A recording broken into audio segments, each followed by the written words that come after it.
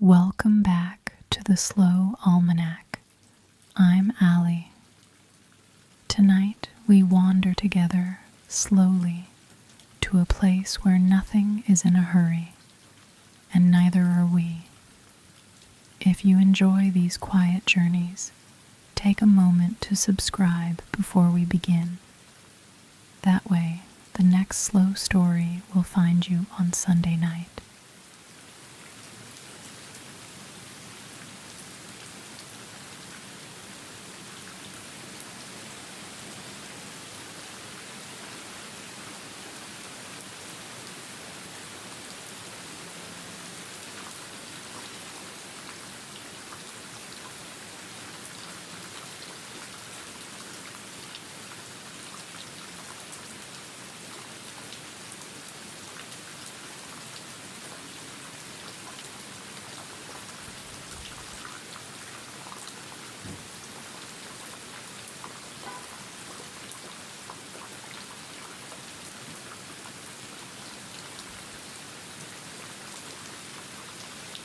Let your body go heavy, whatever you are lying on, mattress, cushion, floor, let it take your weight. You don't have to hold anything up tonight. Let your hands rest, let your jaw soften, let your eyes stay closed, or let them close now if they haven't already.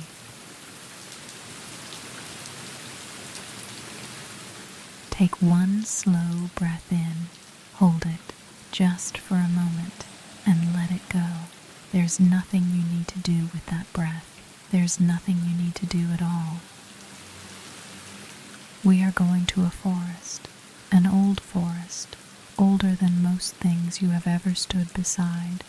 The trees there are very large and very still, and they have been standing for a long time. The ground beneath them is soft and dark, and it is full of a quiet kind of work that has been going on without interruption for centuries. You don't need to understand it tonight. You only need to be there.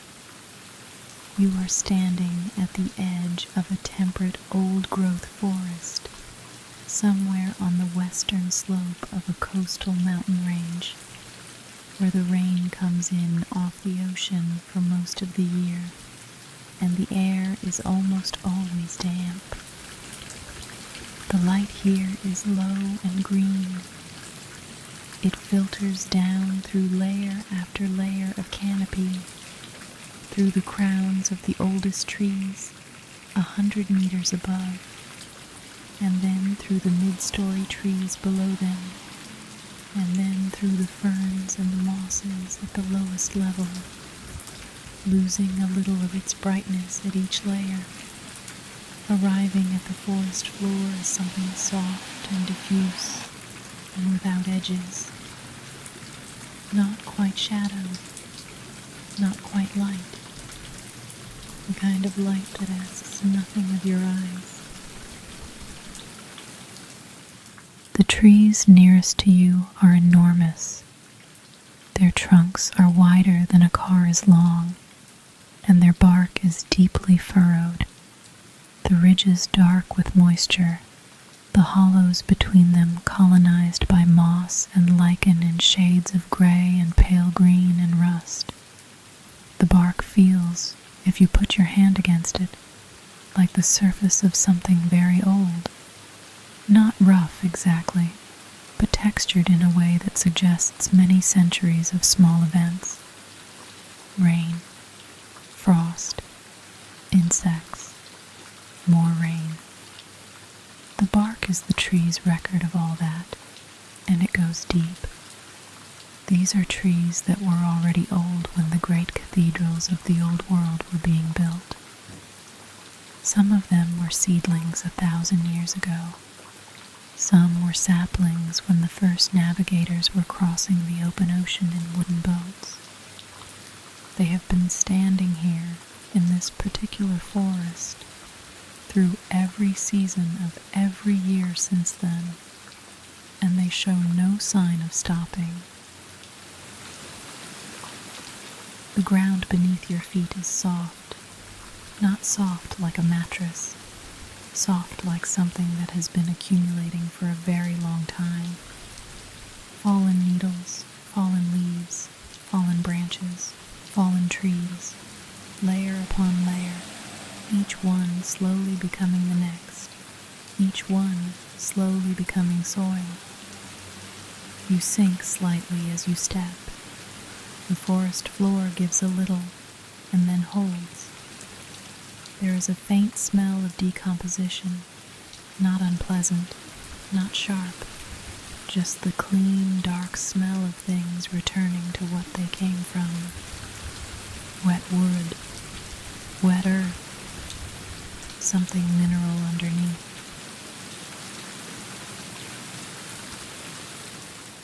Nurse logs lie across the floor in every direction. Old fallen trees, now fully horizontal, their wood soft and brown and giving way, their surfaces covered in moss so thick it looks like upholstery. From the tops of these logs, young trees grow in a line, a colonnade of saplings and small trees, their roots straddling the log beneath them, reaching down on either side to the soil. In 100 years, the log will be gone, and the row of trees will stand on arched roots, as if they had always been walking. You move deeper in. The canopy closes above you. The light grows dimmer, greener, softer. The trunks around you are so large that they seem less like trees and more like features of the landscape, like cliffs or columns or something geological. The space between them is open mostly. The undergrowth is sparse because so little light reaches the floor here that only the most patient plants can survive. Ferns, mostly, and moss on everything, on the bark, on the rocks, on the fallen branches, on the soil itself. A deep, continuous, soft green everywhere you look. There is very little sound. The canopy above absorbs it. The moss absorbs it. The soft soil absorbs it. What reaches you is a low, diffuse presence, the forest's own quiet, which is not silence but something denser than silence. The accumulated stillness of a very large, very old, very unhurried place. You find a low, mossy bank at the base of one of the oldest trees and sit down. The tree behind you is perhaps 1,200 years old. Its roots spread out around you like the buttresses of a building, each root larger than your leg, curving up and then down, and then into the earth. Between the roots, the soil is dark and damp. You can feel the cool of it through your clothes. You are not at the center of anything. You are just in the middle of the forest, in the ordinary middle of an ordinary afternoon in this place, which is to say, a place where almost nothing is happening quickly and everything is happening anyway.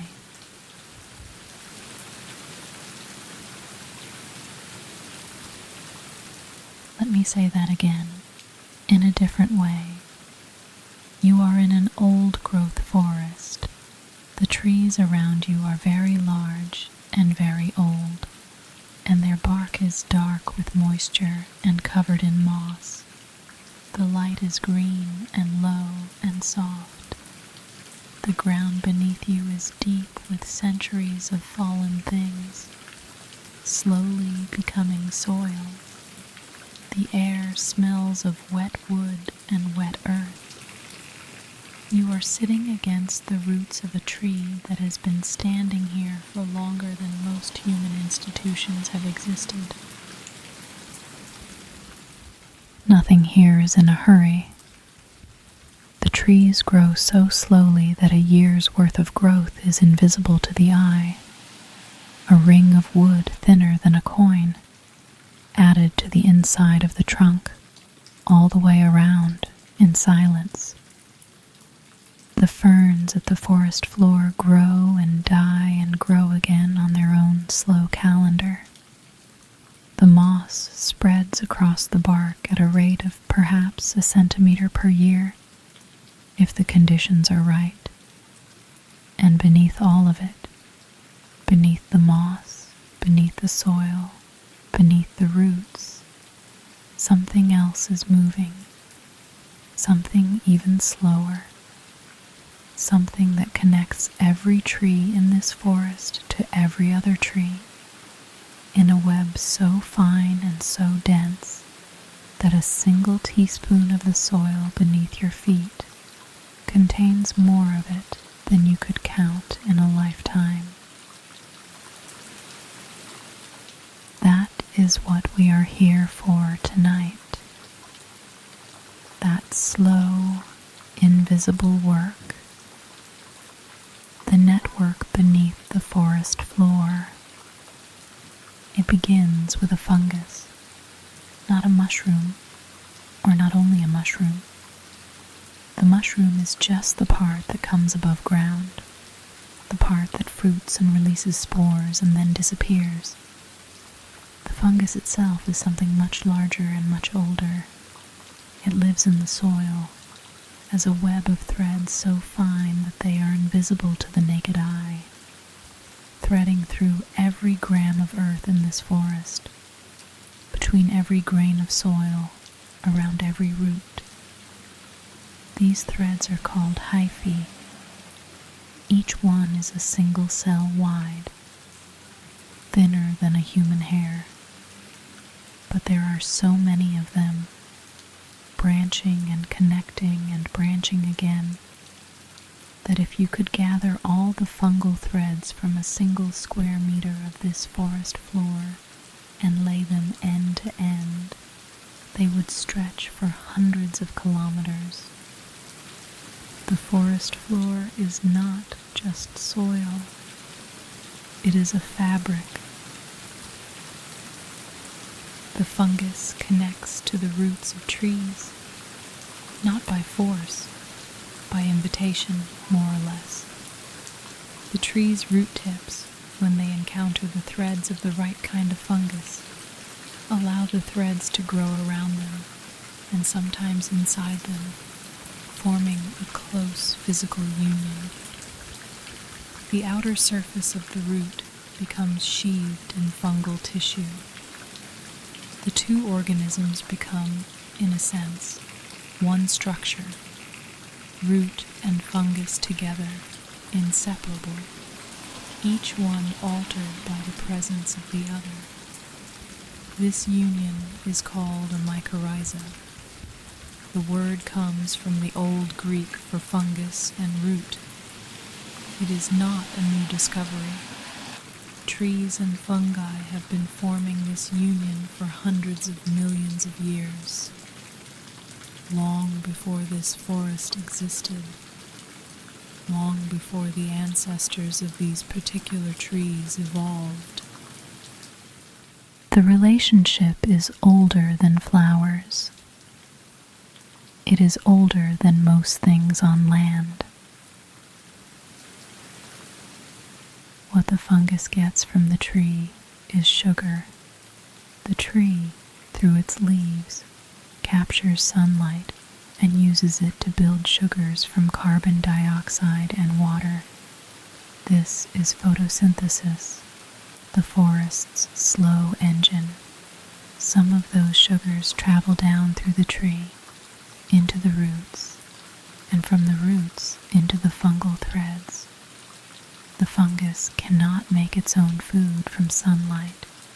It needs the tree's sugar to survive, and so it takes it in a steady, quiet flow from every tree it is connected to. What the tree gets in return is access. The fungal threads extend far beyond where the roots can reach, into the smallest pores in the soil, into the spaces between mineral particles, into places where water and nutrients collect that the roots alone could never find.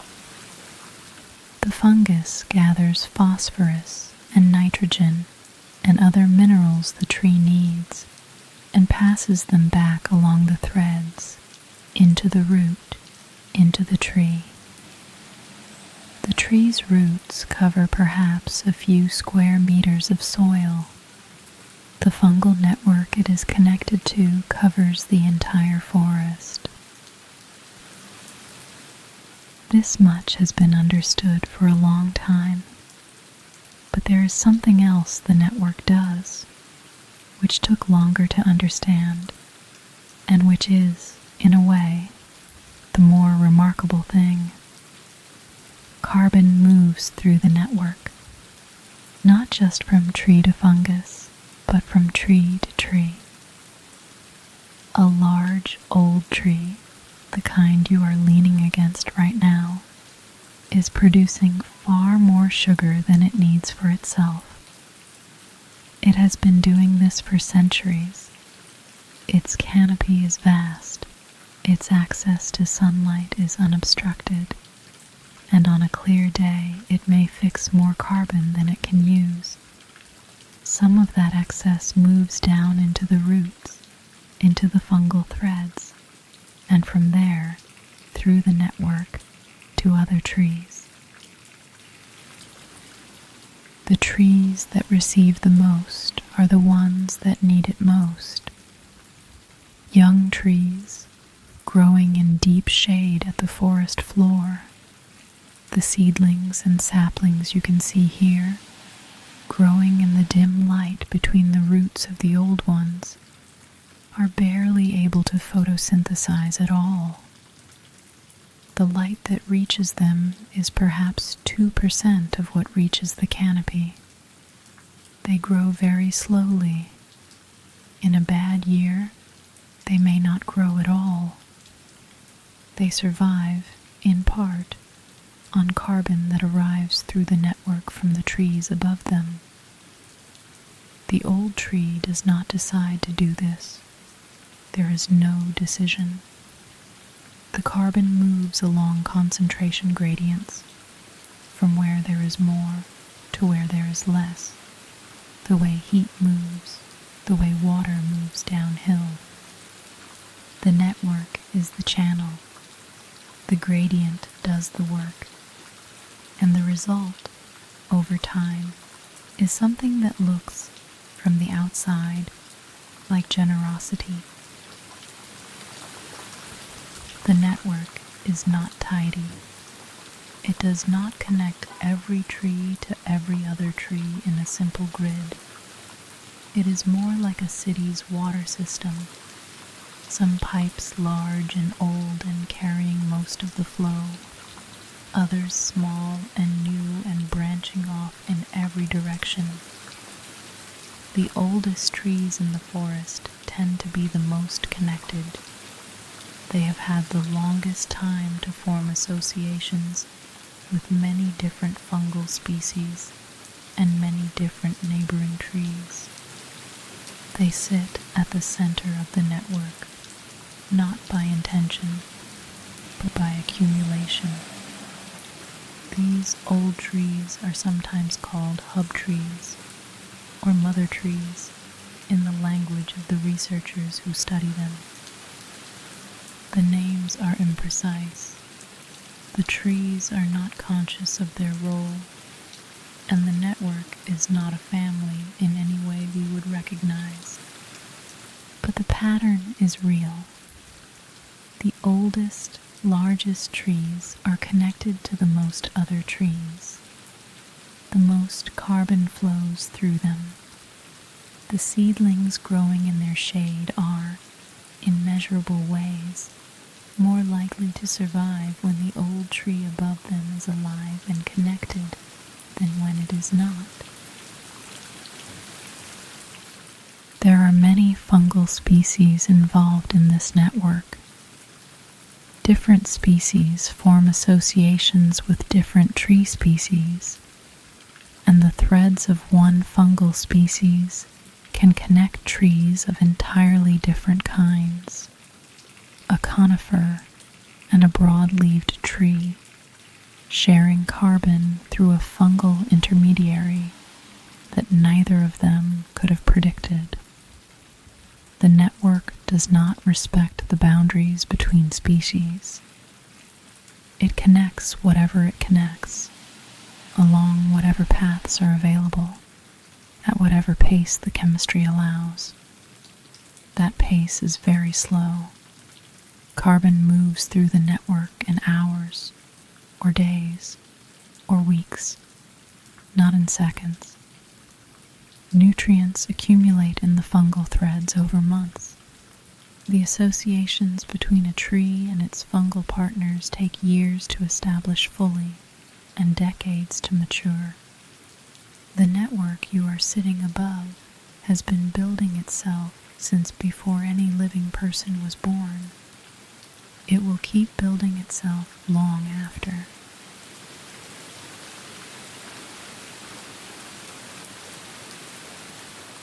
The mushrooms you might see on the forest floor or growing from the bark of a fallen log are the network's occasional surface expression, its fruiting bodies, appearing for a few days or weeks before collapsing back. They are not the network. They are more like the network briefly becoming visible, briefly touching the air, before retreating again into the soil. The network itself does not come up.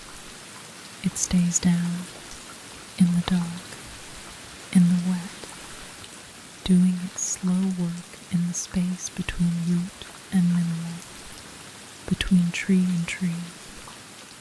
Come back to where you are sitting. The roots of the tree behind you are in the soil. The soil is threaded with fungal hyphae, fine as spider silk, dense as cloth. The hyphae are in contact with the roots of this tree, and with the roots of the trees nearby, and with the roots of the young saplings growing 20 meters away in the dim green light. Right now, in the soil beneath you, carbon is moving, slowly, along concentration gradients, through fungal threads, from root to root. It has been moving all day. It will move all night. You cannot feel it. You cannot hear it. There is no signal of it in the air, but it is happening beneath your weight, beneath the moss, beneath the deep, soft layers of fallen things. The forest is exchanging itself quietly in the dark. The tree behind you has been doing this for 1,200 years. It has grown through droughts that lasted decades. It has grown through winters that killed the smaller trees around it. It has grown through storms that brought down trees twice its age. It is still here. Its roots are still in the soil. Its fungal network is still intact, still connected, still moving carbon to the seedlings growing in its shade. Seedlings that may, in another 1,000 years, be as large as it is now. The forest is not competing with itself. It is not in a hurry to replace itself. It is doing something much slower and much stranger than competition. It is maintaining itself continuously through a web of exchange that has no center and no edge and no end. The light in the forest is the same as it was when you arrived. Green, low, soft, moss on the bark is the same. The ferns at the forest floor are the same. Nothing has changed in the time you have been sitting here, and nothing will change before you leave. This is a place that changes too slowly to watch. You could sit here for a year and not see it change. You could sit here for 10 years and barely see it change. The change is real, but it is happening on a timescale that is not yours. That is perhaps why it is restful to be here. Nothing is asking you to keep up. Nothing is moving at a pace that requires your attention.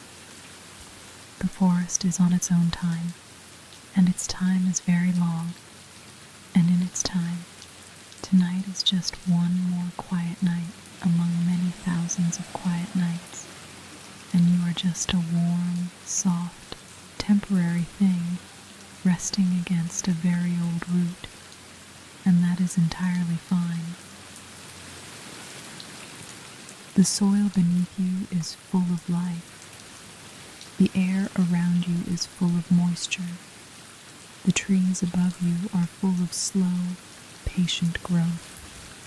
And below all of it, the network goes on, thread by thread, root by root, gram of carbon by gram of carbon, connecting everything to everything else, in the dark, without hurry, without end. If you'd like more of these, you can follow along quietly. The button is just below this video. Sleep well.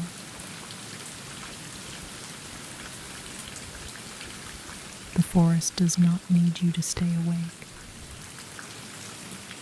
The network will keep moving. The old tree will keep standing. The moss will keep spreading, 1 slow centimeter at a time.